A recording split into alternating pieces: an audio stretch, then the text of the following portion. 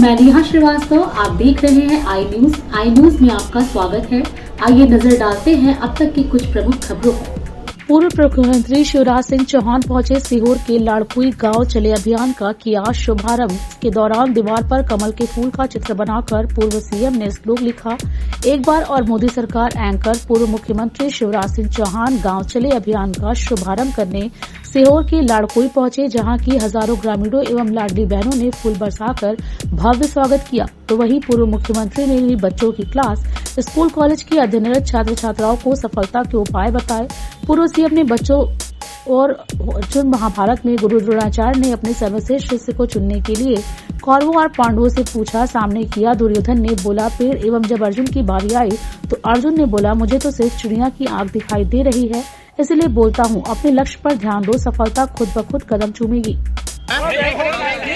इसलिए तो मामा,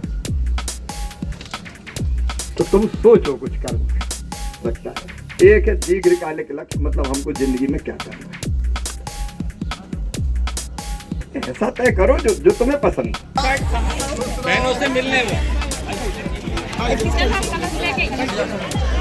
दोनों तरफ में भाई साहब, दोनों तरफ में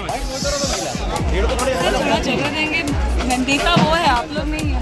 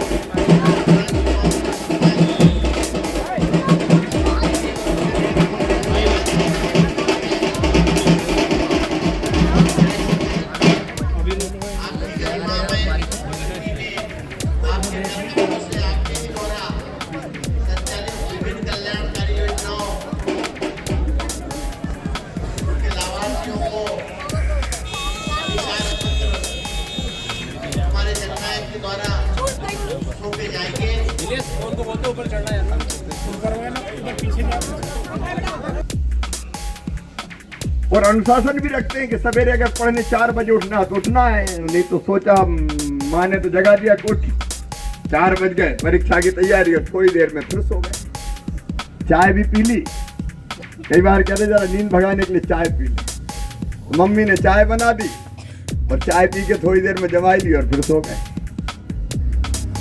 ऐसे लोग सफलता प्राप्त नहीं करते। चाहे पढ़ाई हो, एक किस्सा आपको याद होगा, एक चीज और जरूरी होती है पढ़ाई में सफलता के लिए, वो होता है एकाग्र चित्त।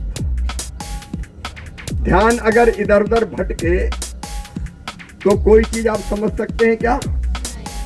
अब आप बैठे हैं यहाँ गढ़ी में और मामा आपको समझा रहा है और आपका मन लगा हुआ है कहीं गोलगप्पा की दुकान पे, तो बैठे तो यहाँ दिमाग में गोलगप्पा खाना है, तो मामा की बात समझ में आएगी क्या?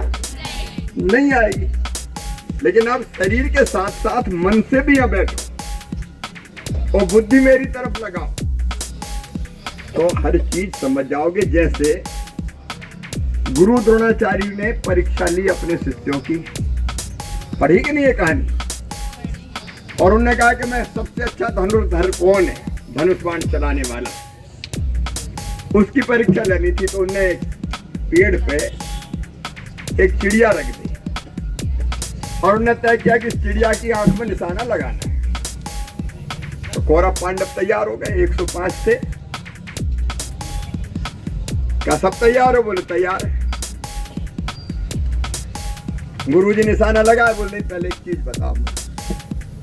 एक एक से पूछा उनने, बताओ सामने तुम्हें पेड़ की तरफ इशारा करते हुए कहा क्या दिखाई दे रहा है?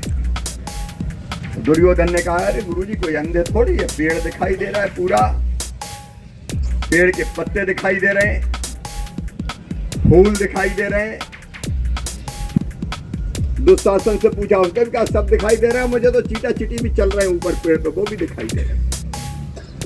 हर एक से पूछते गए, सबने कहा सब दिखाई दे रहा है। अर्जुन से पूछा, अर्जुन तुम्हें क्या दिखाई दे रहा है? पेड़ दिखाई दे रहा है? अर्जुन ने कहा नहीं। पत्ते दिखाई दे रहे हैं? अर्जुन ने कहा नहीं। फूल दिखाई दे रहे हैं? अर्जुन ने कहा नहीं। फल दिखाई दे रहे हैं? अर्जुन ने कहा नहीं। तो तुम्हें क्या दिखाई दे? अर्जुन ने कहा गुरुजी मुझे तो बस चिड़िया की आंख दिखाई दे रही है, मुझे और कुछ दिखाई नहीं दे रहा।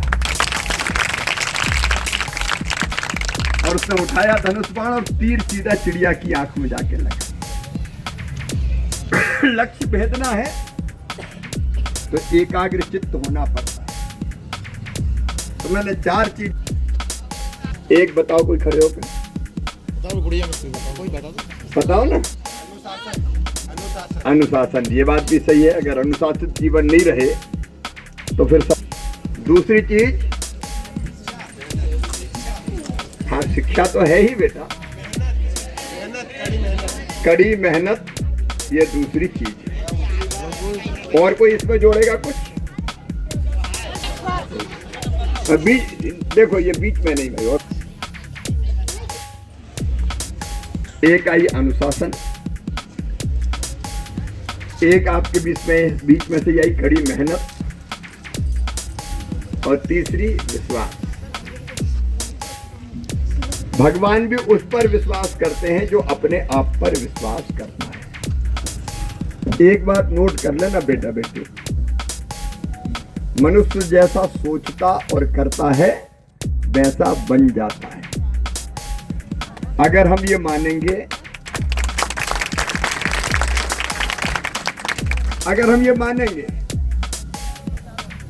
कि मैं कैसे फर्स्ट क्लास फर्स्ट पास हो सकता हूं या हो सकती हूं, मुझ में इतनी बुद्धि नहीं है, इतनी मेहनत भी नहीं कर पाता या कर पाती, अगर आप ये सोचोगे कि नहीं मैं क्या कर सकती हूँ या क्या कर सकता हूं, आप कुछ नहीं कर पाओगे। लेकिन आपने अगर ठान लिया कि मुझे तो अच्छे नंबर परीक्षा में लाना ही है, फर्स्ट क्लास फर्स्ट पास होना ही है,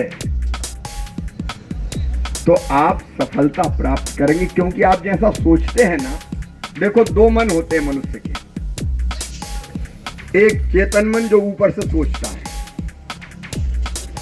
और एक होता है अवचेतन मन। ध्यान से सुनना, दोनों को मैं समझाता हूं। आपने सोचा कि सलकनपुर देवी जी के मंदिर में सीढ़ियों से पैदल चल के जाना है, तो 2 चीज हो सकती है, अरे बाप रे इतनी सीढ़ी मैं कैसे चढ़ सकता हूं। अगर ये विचार मन में आ गया तो आप नहीं चढ़ पाओगे क्या?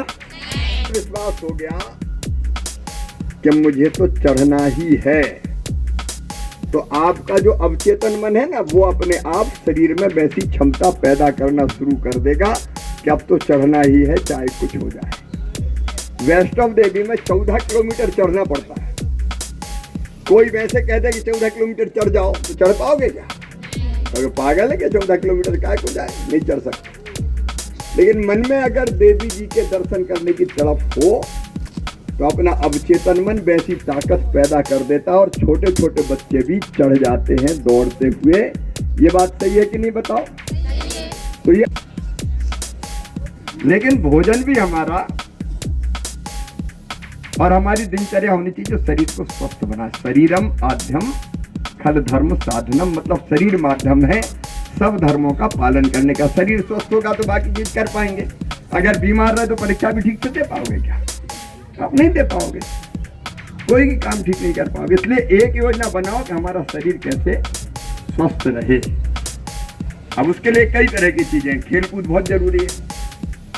मम्मी पापाओं से मैं भी कई बार कहता हूँ कि पकड़ के बिठा दिया कि बस पढ़ो और कुछ करी मत, वो भी ठीक नहीं। शाम को खेलने के समय खेलो भी।